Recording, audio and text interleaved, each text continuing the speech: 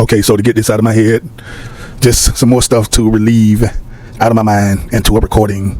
And here we go. So we're just sitting back talking with someone, and I hear a lot of people out here talking about, talking knowledgeable things. They, trying to break down things that they've just learned, and they're sharing with other people. And I listen and I hear things that are really interesting, right? And then I sit back and I kind of follow them with other stuff, and I just see only thing they're doing. Some people, this is what I noticed: they hear something from someone else online, and then they repeat it and act like they're the knowledgeable person. That's one thing that bugs me out. Second thing is like a lot of people have pieces to a puzzle, but they definitely don't know how to put these pieces together. They don't even attempt to put pieces together. They just talk in fragments. They share information, basic information about this or that, but there's a bigger picture. There's a picture to the puzzle, and you just showing a piece, or you're speaking on a piece, and that's insane to me because it doesn't get nowhere. Like, you have to see the big picture in order to see what it is. You can't take a piece and know what the picture is. Like, it doesn't make any sense. So a lot of that, or there may be just people who are hustling, trying to get monetize these little platforms, and they do bits and pieces and stuff. They may know the whole picture, but they don't care to really share, so whatever. Anyway, but I was talking to this person, and and I was just listening to them and what they were talking about, and it was like they say some really smart things about things they notice from time to time, and I was like, oh, here we go. This person gets it. But then the longer we talked, the more I knew that this person really didn't know too much of anything, right? Everybody just mostly hears something somebody else said and regurgitate it. That's the way this thing works. They don't understand that they live in a fantasy of life, and then there's reality, but only certain people, or so many people, actually see and understand the reality that we actually live in. I noticed that most people, they do see it through a fantasy. Yeah, they have little issues and problems with certain things in life or government or whatever, issues they have with, the government, or, oh, they cutting off this or this, these little things that they're bothered by, but they don't see the reality of it all. Like we was talking about, I think it was the police or whatever, right?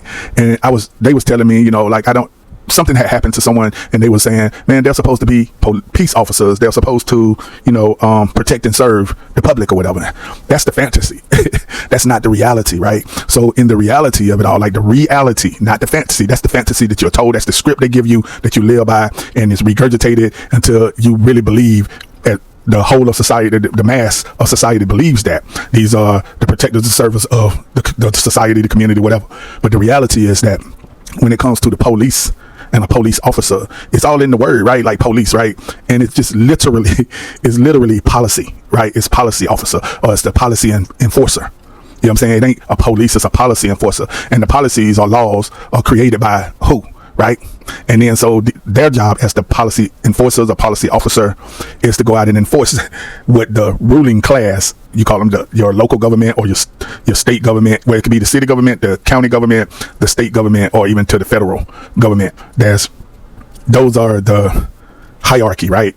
And so with the hierarchy, they give this job to these policy enforcers, or police as people call them, and they go out and enforce it, right? So they created these rules, and these rules or laws, however you want to call it, and they create these rules or these laws, and they uses the enforcers to go out here and make sure the people abide by those rules or those laws. And then what happens is, if you break any of those rules or laws, there's a punishment. The hierarchy gave a list of punishments. They give you they let you think that you have a fair shake by giving you a court, a judge, even if it goes to a jury, or just, depending on how major the law or rule that you broke, or law that you broke, or minimal. You know what I mean? That's why they got the difference between misdemeanors and felonies and all kinds of stuff. But moving on. So they create this whole system to make it seem like you could get a fair shake, in their world. It's a fantasy world.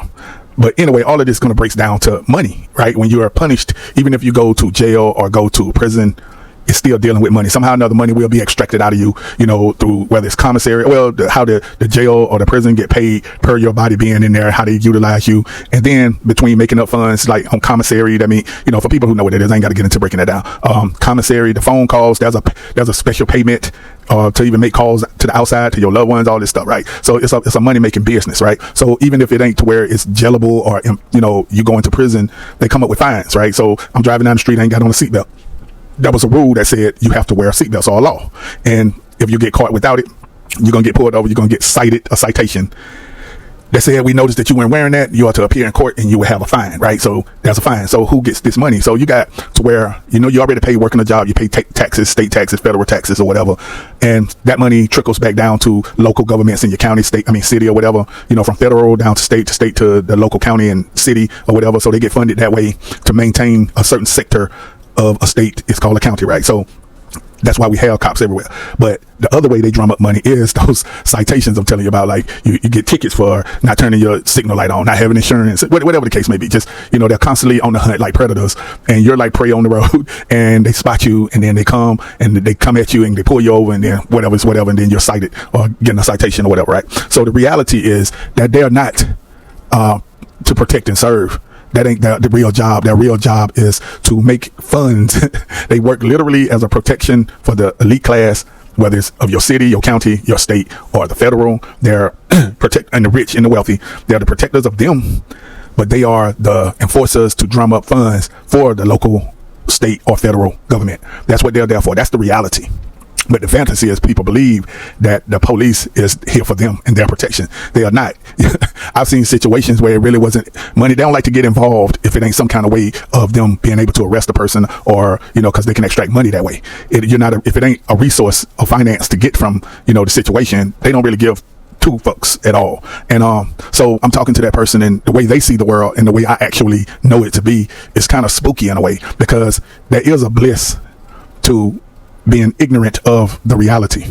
Like to live in a dream world or a fantasy world, it is a bliss there, because you see the world through rose-colored glasses, right? But if you take off those glasses and you really see with your real eye the reality, you'll see how dark, gloomy, evil the reality is. The people that you even depended on, that you think you're supposed to depend on to be in some type of service to help, aren't there for you when you see the reality. Then you'll know that you're kind of out here either in the world on your own, or you better be bonded with family members, or really have real close friends where people, you know, look out for one another, because you really will realize that you're in this thing by yourself, and it's dark. That's why when some people snap out of the fantasy and come into the reality, it's so dark and so messed up that some people actually take their lives because they can't deal with the reality of life.